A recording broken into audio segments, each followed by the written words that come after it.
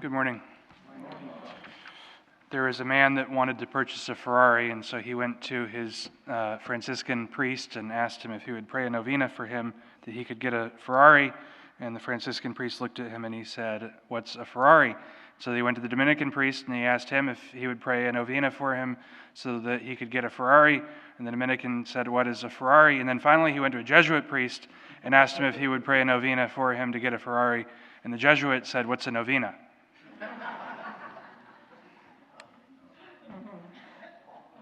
What? Today's the feast day of St. Ignatius of Loyola, the founder of the Jesuits. And the Jesuits, of course, were founded by the Pope kind of to be God's soldiers.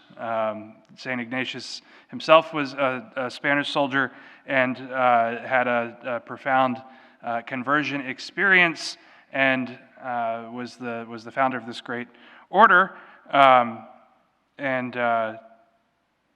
As our Dominican priest in the seminary, Father Cyril Detling, would tell us, he'd say, "Gentlemen, the Dominican order was founded to defeat the heresy of the Albigensians, and the Jesuit order was founded to defeat the heresy of Protestantism." And then he would ask us very sternly, he'd say, "Have you ever met an Albigensian?" Anyway, the Jesuits are traditionally known for their strictness, and it goes really well with today's first reading. Moses is up on the mountain talking to God. He's receiving the commandments, and he comes down and finds the Israelites not quite doing what they're supposed to be doing. It's sort of like if you're on the phone and somebody puts you on hold. They say, "Oh, hold on just a second," right? And then it's been 30 seconds, then a minute, and it's like, you know what, I'm not waiting anymore because clearly you're having another conversation, so I'm going to hang up and you can call me back later. Moses comes down the mountain and he sees the Israelites worshiping this graven image, and here he's holding the tablets that say, "Don't worship graven images," and he asks what's going on. He's infuriated, right? And the explanation is, well, we just throw all our gold in the fire and this calf leapt out, and so we decided to start worshiping it, that's like, finding your children, having, done some sort of destruction or whatever in the house, and you go and they're like, "Oh, it just happened. We didn't have anything to do with it." So Moses is, not super happy. And so he grinds up this golden calf and mixes the gold fragments into the water and makes them drink it. He says, "Now I got to go talk to God," because he's angry because you chose to do something different than what he asked. You willfully went against his will because you grew impatient, right? Your faithfulness was wavering. Oftentimes in our prayer, we ask God for something. We ask God to lead us to holiness.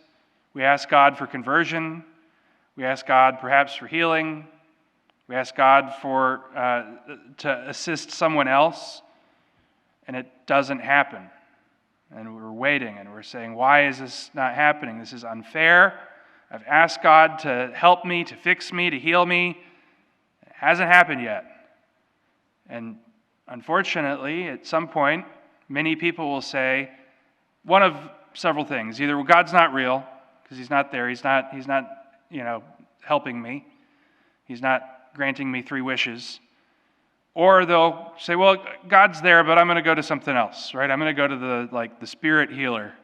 I'm going to go to Miss Cleo on TV and ask her to read tarot cards. I'm going to go and seek something else.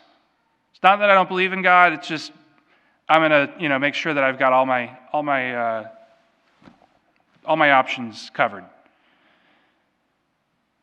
And when we do that, we're being unfaithful to God, right? When we try to do something kind of sidestepping God, when we try to go around him, we're being unfaithful to him.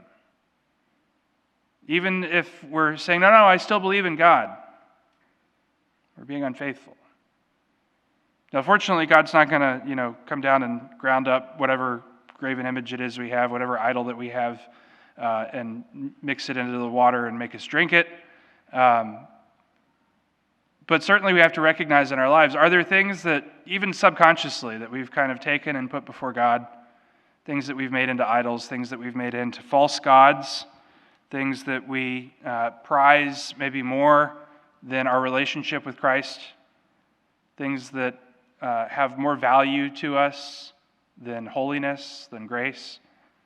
If there are, then perhaps we should take those and destroy them and grind them up and throw them out.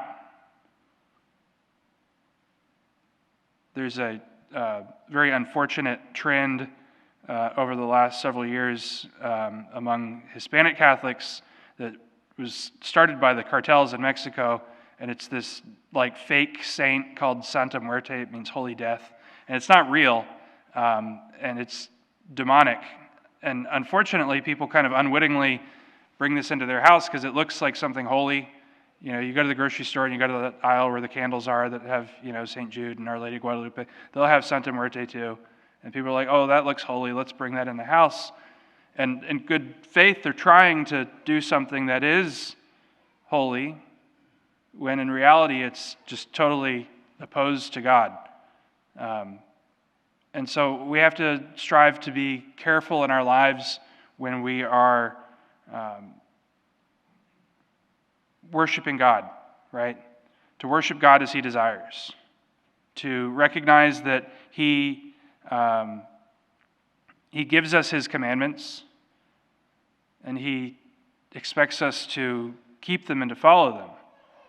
To do so joyfully, to do so in love, to do so not as slaves, to do so not as some sort of overbearing commitment, but rather as something that is freeing. And so God gives us His commandments so that we may be free. It used to be that the Ten Commandments were all over the place, right? They were in the classroom, they were outside the courthouse, all sorts of different things, because we recognize that the law of God is really what all human law is based upon. We recognize that the law of God is what all that leads us to true fulfillment, true happiness is based upon. We live in a world now that's flipped that upside down and said, no, let's have idols, or let's have this, or no, marriage isn't important, or no, you can lie and you can steal, it's okay. And then we wonder, why are people not happy, right? Why are people depressed? Why are people having issues? Why are all the bad things in the world happening? Why does God let bad things happen, right? Because we've been unfaithful to Him. Because we've stepped away. Because we've said, no, you know what? I'm gonna follow a different set of commandments. I'm going to follow something else. And so it's a reminder to us. St. Ignatius can remind us through his intercession and through his example of fidelity, striving to do the will of God, of leading others to Him, so that we can recognize that we are called to follow after God, to do His will. And so let us ask, through the intercession of St. Ignatius of Loyola, that indeed we may always be able to recognize God in our lives, that we may be able to joyfully do His will.